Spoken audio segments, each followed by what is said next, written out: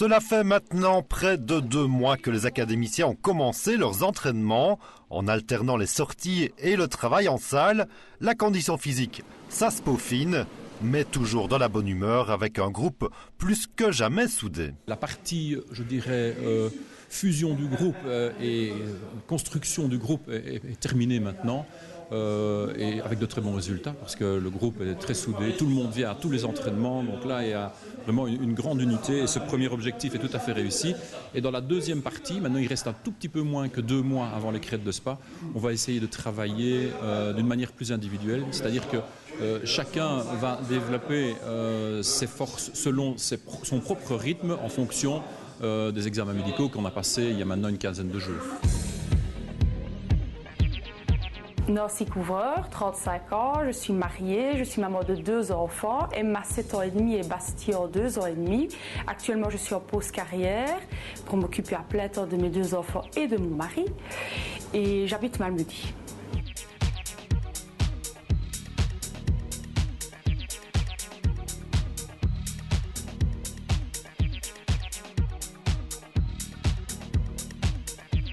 Je me suis inscrite à la ZATAC parce qu'à la base j'étais une fille assez sportive et d'année en année j'en ai toujours fait un petit peu moins. Et je me suis inscrite pour retrouver une bonne condition physique et pour perdre quelques kilos superflus. Elle va aller jusqu'au bout. Et j'aimerais bien qu'elle soit 3e ou 4e. Elle est vraiment très courageuse. Joëlle Konzen, je suis domiciliée à Guémenich, j'ai 35 ans et je suis assistante d'administration à la police, à l'académie.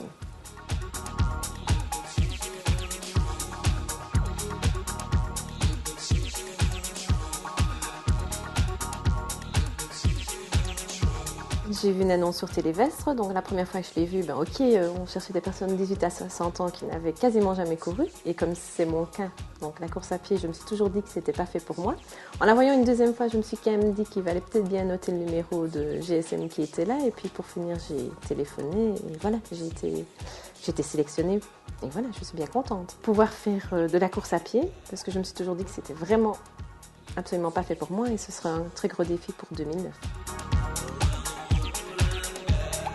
Au départ, je ne savais pas du tout ce que c'était les crêtes de Spa. Maintenant, comme je sais que c'est un semi-marathon et que les côtes sont bien dures, donc voilà, je suis de toute façon prête à relever le défi et à franchir la ligne d'arrivée. Après la ZATAC démarre, les académiciens chez le médecin, le premier jogging des académiciens, suite des aventures avec dimanche passé une petite mise en condition dans une salle de sport sur la hauteur de Heusies, avant un petit cours particulier sur la diététique façon Bertrand Delaude.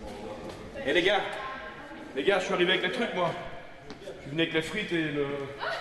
Bah c'est ce qu'on avait dit, non? Tu me mets là sur la table. On est où alors? Donc ça c'est le vin, c'est du rouge, j'ai pris du rouge moi.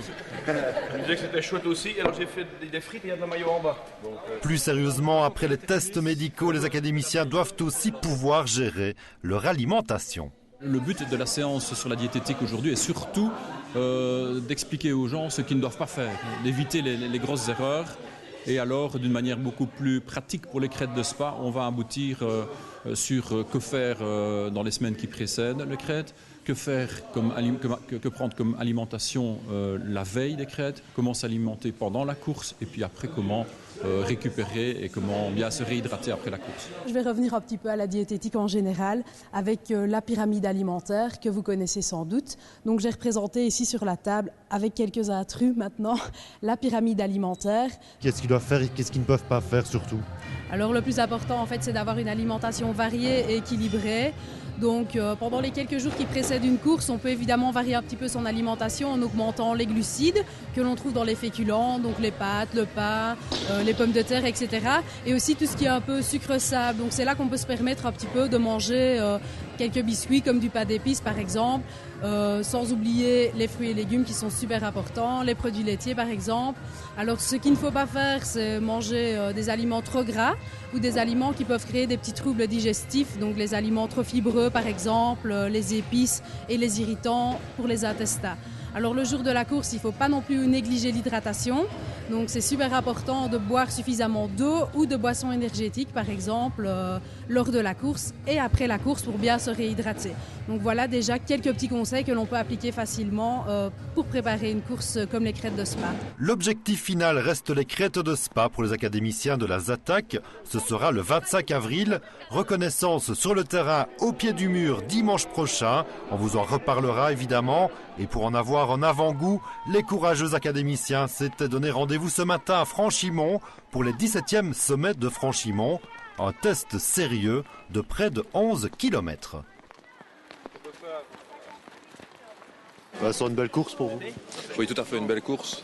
On a géré comme prévu, comme demandé par monsieur Gardier, jusqu'au-dessus de la côte, qui était très difficile quand même au 7e kilomètre. Et on a fini en roue libre et je suis très, très satisfait de la course. Oui.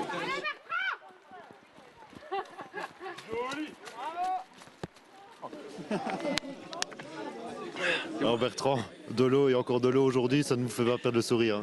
Oui, j'étais content d'en avoir. Et comme je disais ici à l'arrivée, je ne m'attendais pas à ce que ça soit aussi difficile que ça. J'ai quand même morflé un peu, franchement. Pour être tout à fait franc, je n'ai pas fait très calme hier soir non plus. Donc je m'en veux un peu, hein, mais bon.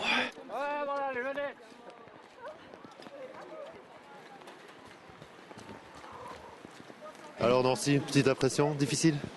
Un petit peu difficile, le temps n'était pas avec nous, mais une très très belle course et je suis très très contente.